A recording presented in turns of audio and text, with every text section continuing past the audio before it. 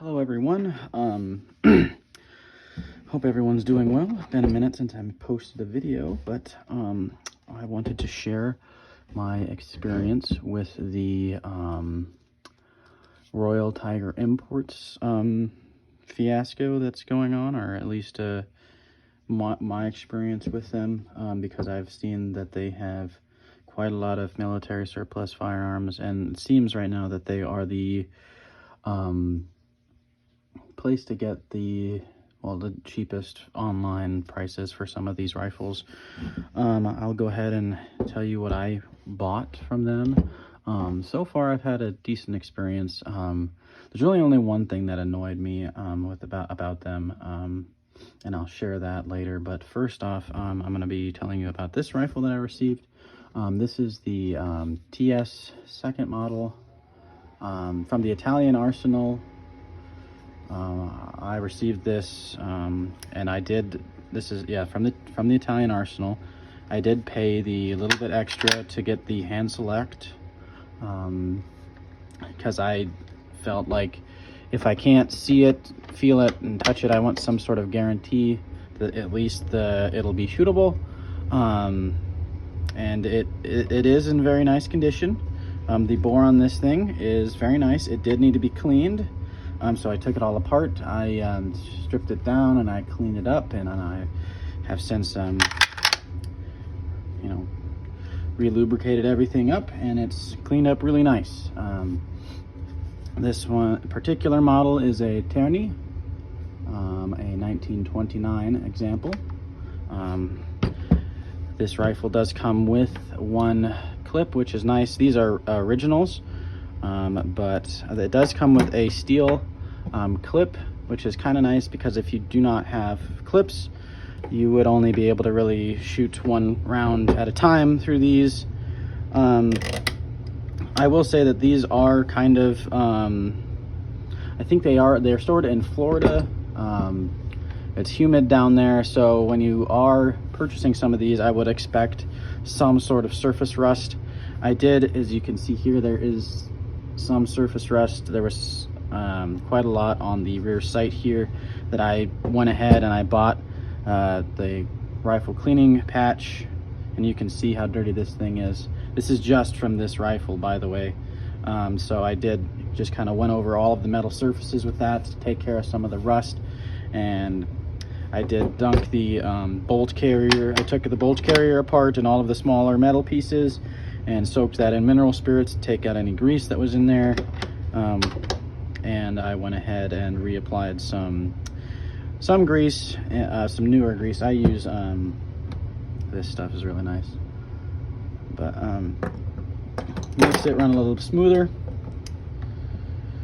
And as you can see, it does function quite nice. But the one gripe I will have about this weapon is when you load the clip in, it seems that the spring down in here is bent a little bit, and it'll get caught on my clip and it won't go on the actual round. So we'll push on the clip and not the round itself. So I'm having some feeding issues. I don't know if I go ahead and I click this in here, if it'll show you. Yeah, you can see right there that it is kind of bent on the clip itself, and what I had to do is kind of make sure that I pushed it one way, and then it would have proper feeding. So that is with the Carcano. I will say that, let me unload this really quick. And the reason why I'm doing this also is because this is quite sticky. You're supposed to be able to just touch on this and it will release the rest of your rounds with the clip. It has not done that a single time yet, so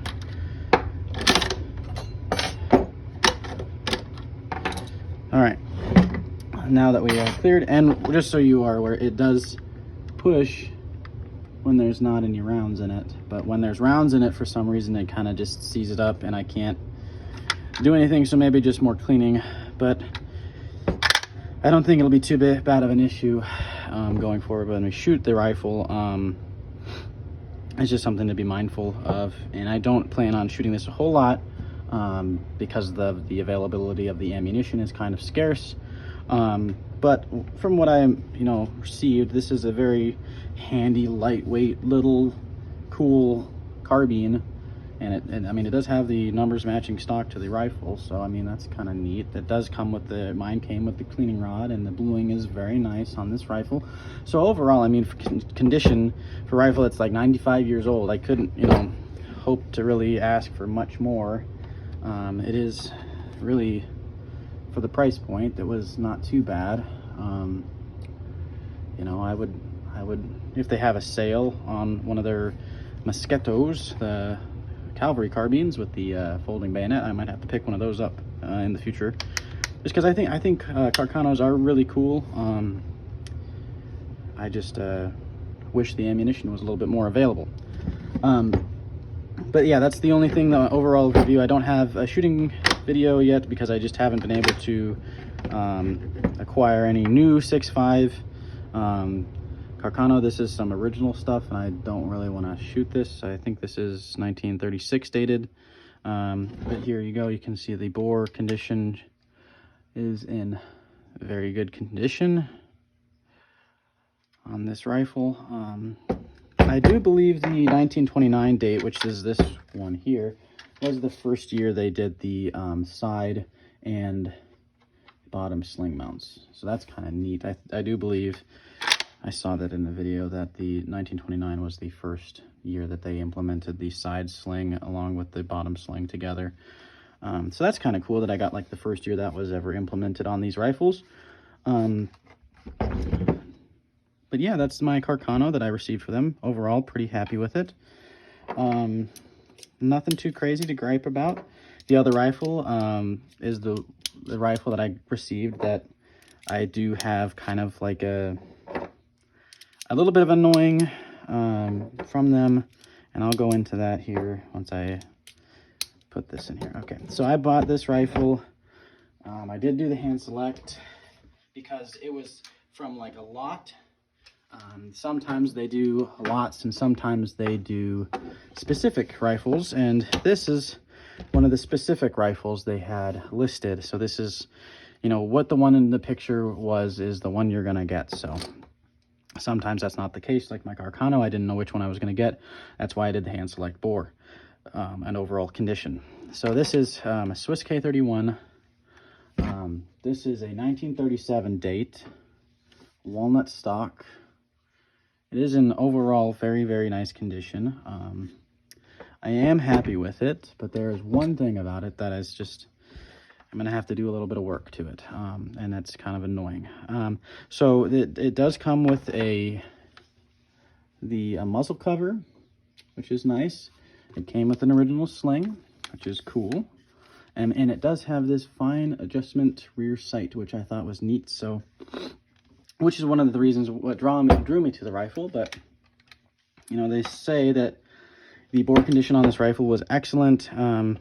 So at the gun store, when I received it, I wanted to check out the bore myself. And so the first thing that we did is I took the muzzle cap off of the rifle. And 1, 2, 3. There is not a front sight. I don't have a front sight in my rifle. And I was like, what are you serious? Like, come on. So in the pictures of the rifle that was on the website, they didn't have any pictures of it without the muzzle cover on it, which covers the front sight in its entirety like this. So there was no way for me to know that it was missing its front sight. I reached out to Royal Tiger Imports, and they did send me a front sight. However, I'm fairly certain that this is not correct for an actual K31, and it is very high. So I went ahead and I just ordered one of the ones that I wanted. That is an actual K31 rear sight or front sight. They did give me an extra little couple things here from them. So at least, they tried to, correct that, but I don't know how that happened. It's just they must be going through so many rifles that they just didn't think to check that out. But that was my one thing that is kind of like annoying. You know, you pay like a premium for this, and then you have to do a little bit of work on it. Overall, I mean, the rifle is in great shape. This thing is really nice. The bore is really clean. It does have the soldier tag in the butt plate back here, so you take this off and you can see the person that it was issued to. Really cool. With the fine adjustment rear sight, I do think this will be a tack driver as long as I can get the front sight figured out, which I don't think will be too hard once it arrives. And I was lucky enough to find an original. There's like 5 different measurements that you can find for the front sights on these guys. You have like the very high, the normal, the short, and then the extra short. And I just wanted the normal, and I was able to find that, which I believe is like the 6.2 millimeter height front sight post. And this guy right here, which I was like, man, this thing is high. It almost goes over the front sight protectors. When I put it on there, it's like it's higher than the front sight protectors, and I'm like, that is gotta be you know, like, I don't know if that's, I know that the K31 actual sights are like a little bit longer than these. This seems a really short, because I have owned a K31 before, and I've wanted one since I got rid of mine, but I've always wanted the earlier walnut stock. I think these look better than the beechwood. I had a beechwood one, so glad to have this. That was the one annoying thing, that my rifle I received didn't have a front sight to it, and it wasn't in any of the pictures. It wasn't advertised as that. At least they did try to send me a replacement front sight for it. But for me, I think I'm going to go ahead and source an actual Swiss one and replace it that way, so that way I can get the most accuracy out of this rifle as possible. Especially if you're going to pay the extra, you know, to get this nice rear sight that it is. I mean, I can't wait to go out and plink with this thing. I already bought some ammo for it. But yeah, those are the 2 rifles that I've received so far from Royal Tiger Imports.